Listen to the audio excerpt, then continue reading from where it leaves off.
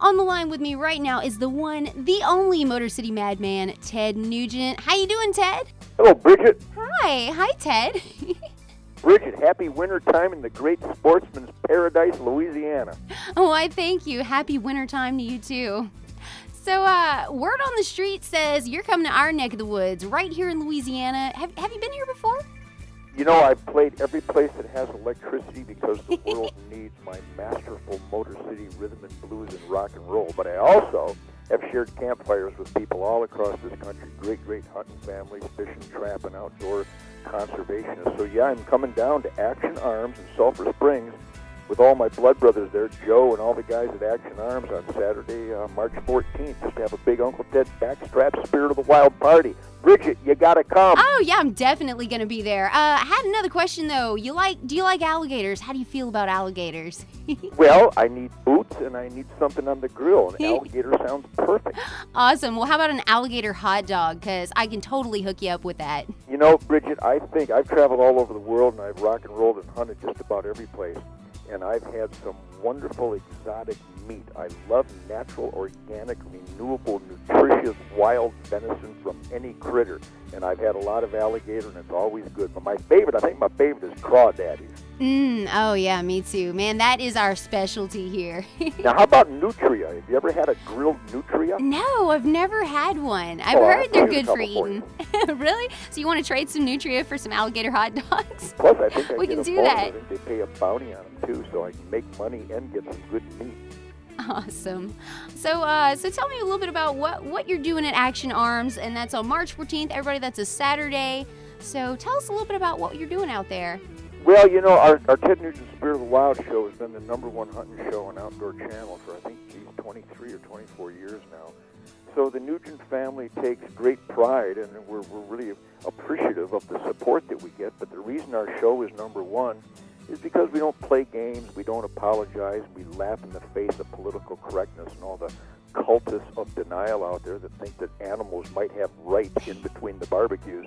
And that kind of connection is alive and well. So I'm always hanging out at sporting goods stores and gun stores, and old Joe's a good buddy of mine, and I understand that Action Arms is just wall-to-wall great families and the Aim Small, Miss Small Second Amendment celebration. So I'm going to come in early that day and hang out, and I guess I'll sign a bunch of autographs and accept hunting invitations to come down to Louisiana and go hunting this next fall. But just basically a big Uncle Ted hangout, kind of celebrating what our Spirit of the Wild TV show represents and what we celebrate on television, and what I've always celebrated in public, that hunting, fishing, trapping, the outdoor lifestyle is the ultimate conservation lifestyle. It's the most beneficial, environmentally friendly activity, balancing the wildlife every fall for Thanksgiving.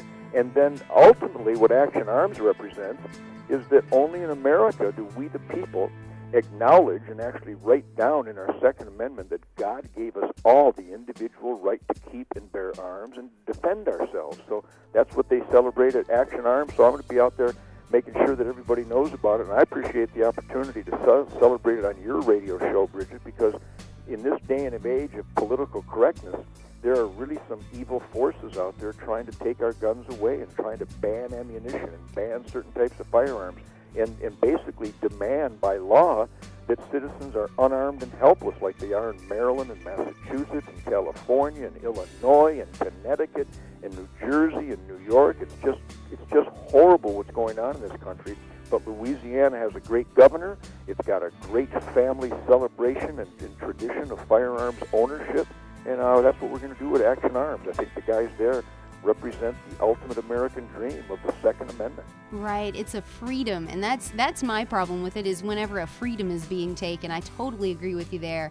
And I know you've got this really cool thing, Camp for Kids, and that's where kids can learn about this great outdoors lifestyle. And I mean, you've been doing this for a long time now, 1990, right? That's when it all started. That's right. You know, I was really lucky. I was raised in a hunting family up in Michigan, Bridget, and my dad was a follower of a great visionary, a great pioneer of bow hunting. His name was Fred Bear. And everybody listening to us right now on your radio show knows the name Fred Bear. Just a great hero and a great conservation leader and probably the greatest bow hunter that ever lived. And so I was raised in that honest environment of hunting, fishing, trapping, and understanding why Thanksgiving happens in November during the natural season of harvest.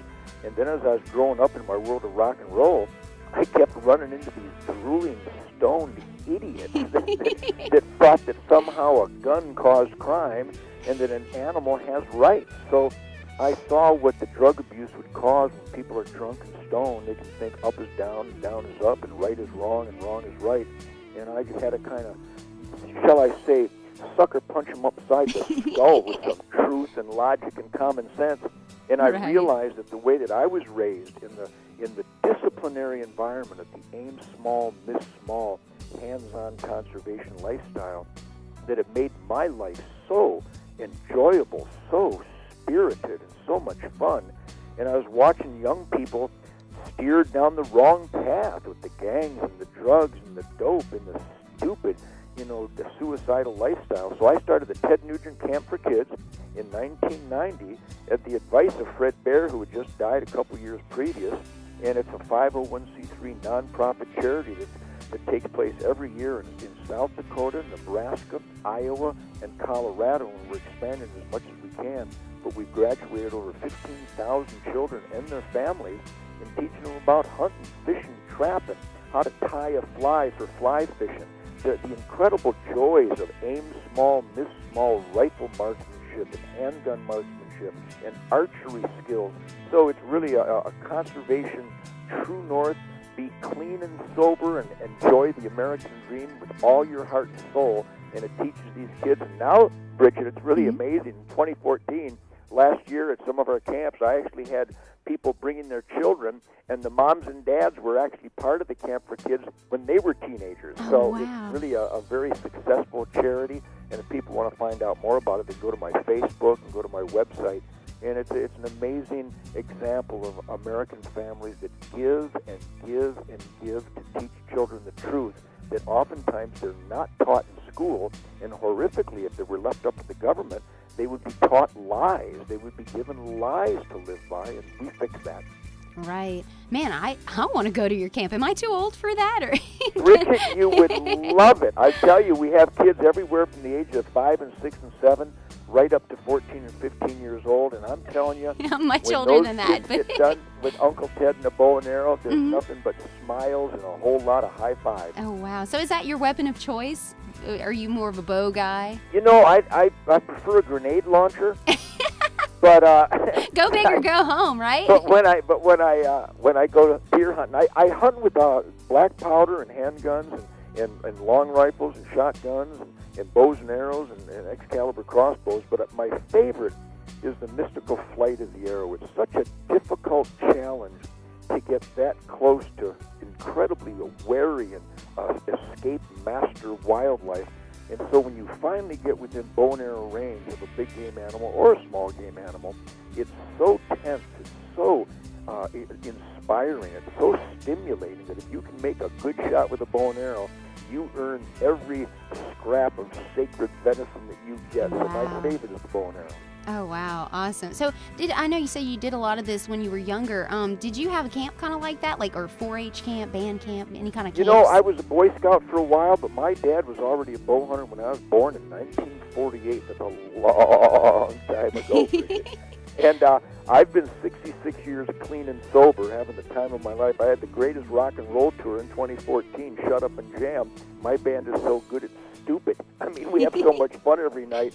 You'd never think that we were 65 years old, but that's because I've been clean and sober, which is a direct result of being disciplined by my mom and dad to aim small, miss small, be accountable, understand your cause and effect, understand that poisons can't possibly be part of a party. That's not a party when you're drooling and puking and stumbling and dying. Right. That's not a party where I come from. A party where I come from is laughter and bright-eyed, bushy-tailed, cock-blocked, and ready to rock people who really enjoy a higher level of awareness with a good venison barbecue and maybe a little bows and arrows and machine guns on the side. That's a party in Ted Nugent's world. And I think when we're at Action Arms, those are the kind of people that are going to be there that day. It's going to be a wonderful, wonderful family event. And I promise, Bridget, just like I am succeeding on your radio show, I Ted Nugent, the Whackmaster Strap Assassin, Motor City Madman, Reverend Theodosius Atrocious, will keep it PG-13, I promise. Awesome, awesome. Well, Aren't I good? Yes, you are. You are so well behaved, and we appreciate it. On a lighter note, do you like video games?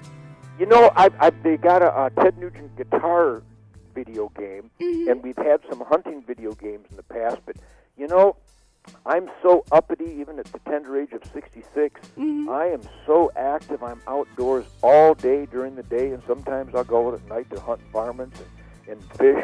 So I don't do much electronic stuff. Now, I write a weekly blog for deeranddeerhunting.com, for WNDWorldNetDaily.com, Newsmax.com, thedailycaller.com. I'm on my Facebook throughout the day, off and on, when I come in to reload and have a warm meal. But I spend so much time outdoors that once I fulfill my writing obligations, because I write for so many publications, that I'm not going to spend any time with video games. Right. And which is exactly why you're teaching kids what to do that isn't just video games and hanging around and not doing. Speaking of conservation, I know you teach. There's a lot of stuff about conservation at the camp. How do you teach a kid conservation, especially since they're so entitled these days and they want to sit on their butt and play games? You know, I've seen that, and that's kind of tragic. But you'll find, Bridget, when you come to Action Arms and join Joe and I on Saturday the 14th, you're going to see some bright-eyed, bushy-tailed, fun-loving, healthy, attentive, caring, loving, involved, and engaged people. We find that all of the kids that go to the Ted Nugent Camp for Kids every year, and then in the hunting community, you just find healthier people that are more tuned in, they're more polite, because that cause and effect. Why Thanksgiving?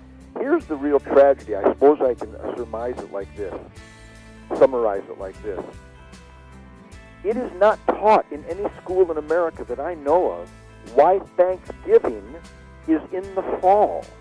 Thanksgiving is in the fall because we're thanking God for his annual bounty during the natural season of harvest, which is what venison and quail and squirrels and ducks and geese and woodcock and grouse and rabbits and nutria. And that's why Thanksgiving, we're thanking God for his annual harvest, including the incredible productivity of America's ranchers and farmers who feed the world. And that simple cause and effect honesty is the basis of the Ted Nugent Camp for Kids and the basis of our Ted Nugent Spirit of the Wild TV show, that we have to be tuned in to Mother Nature's annual cycles. And that is, we find that, that's not boring education to kids. They're not bored when Uncle Ted and the guys from the National Trappers Association, the guys from the archery clubs and the different sporting clubs, when they're teaching these kids about slingshots and pellet rifles and pistol shooting and archery and crossbows, when we're teaching them, nobody's getting bored, Bridget. Nobody is fumbling and fidgeting, waiting to get out. They can't wait to shoot that shotgun. They can't wait to try that bow and arrow, even though at first you can't hit nothing. But if you keep trying, and all of a sudden they realize, if I pay better attention to what I'm doing here, I'll get better at it. And then that translates in their academics. They get better school grades. They become more athletic. They wake up and eat better food so they don't become fat and slowed down in life. I got to tell you, the hunting lifestyle, again, I'm just a goofy guitar player. I not only wrote Wango Tango, Bridget, I meant it. And Awesome. Nobody's crazier than I am. But I take care of my family. I take care of myself. I've been clean and sober my entire 66 years. I've never missed a hunting season. And that outdoor stimuli, getting high on marksmanship, getting high on tuning into the flight of the mallards and tuning into getting that squirrel around the other side of the tree. A lot of people may, laugh at what I'm saying, but that's because they've never experienced and they don't know what I'm talking about. But everybody listening to us right now, Bridget, who lives the outdoor lifestyle, they have a big old grin on their face because they know Uncle Ted is right, because it is the greatest life in the world, beyond the pavement, the spirit of the wild will turn the kids on, and I have proof.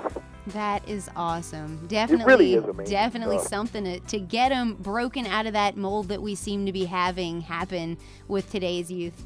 I totally agree with all that. Yeah, that's what's going to go on at Action Arms. I mean, that's what Joe represents and all his buddies down there at Action Arms. And remember, Louisiana, I mean, you are the sportsman's paradise. It really is a lifestyle. And yes, it is a sport because it's so challenging. You got to get up early and you got to use the wind. And you got to pay attention. You got to be stealthy and know the habitat. It's very educational. So every hunt is not only incredible fun, but every hunt is sport. Every hunt is a trophy, whether it's a squirrel or a big buck, and every sport is meat. Every hunt is fun, sport, trophy, and meat, no matter how big the buck, maybe a little doe, maybe just a couple of bluegills or a couple wood ducks. Every hunt is about the meat, the sport, the fun, and the trophy. Even when you come home without killing anything, you still have incredible spiritual trophies because you remember that day when the duck blind with your dad or fishing with your grandpa or seeing those ducks fly right by your head. It's always a trophy, whether you get anything or not. So that's really what the Spirit of the Wild is about, and that's what I'm going to talk about at the Action Arms party on the 14th. Awesome, awesome. So I have a feeling if we ever have a zombie apocalypse, I need to head to your camp because I need to Bridget, be prepared, man. You hang out with Uncle Ted and you'll be just fine. And you know, we talk about, you know, the sport and the joys and the God-given individual rights guaranteed by the Second Amendment. But you bring up something that could be funny because of the TV shows and stuff. Right. But here we are in a world of terrorism. Not only are we in a world of terrorism, but we're in an America where the terrorists will not be identified by our own president. Our own president will not do anything to stop them.